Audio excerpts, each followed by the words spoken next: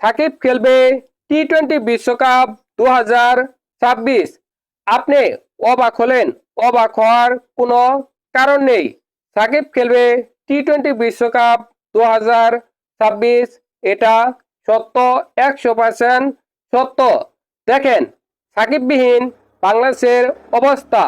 বাংলাদেশ পারে না শ্রীলঙ্কার সাথে, বাংলাদেশ পারে না জিম্বাবুয়ের সাথে, এবং কি বাংলাদেশ পারে না নেদারল্যান্ডের সাথে। এমন অবস্থায় যদি বাংলাদেশ কেনিয়া, কানাডা, উগান্ডার সাথেও খেলে, তবু বাংলাদেশ হারবে। অন্যদিকে সাকিব স্বপ্নের ফর্মে ফিরেছে।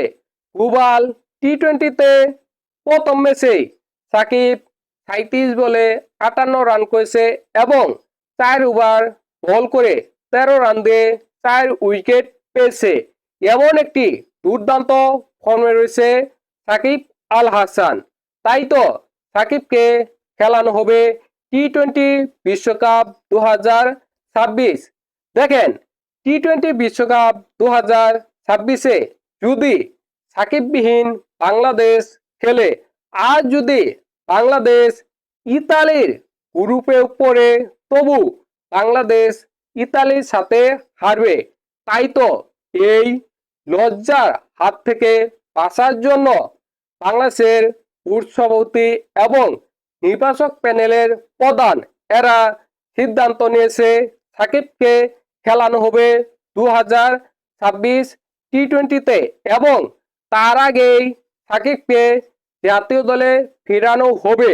দরকার পড়লে সাকিবের পায়ে ধরবে, পায়ে পড়বে, তবু সাকিবকে 2026 টি-20-র আগে জাতীয় দলে ফেরাবে, এটা সিদ্ধান্ত নিয়েছে। আপনাদের কি মনে হয়, সাকিব কি জাতীয় দলে খেলবে? তাদের কথা মানবে?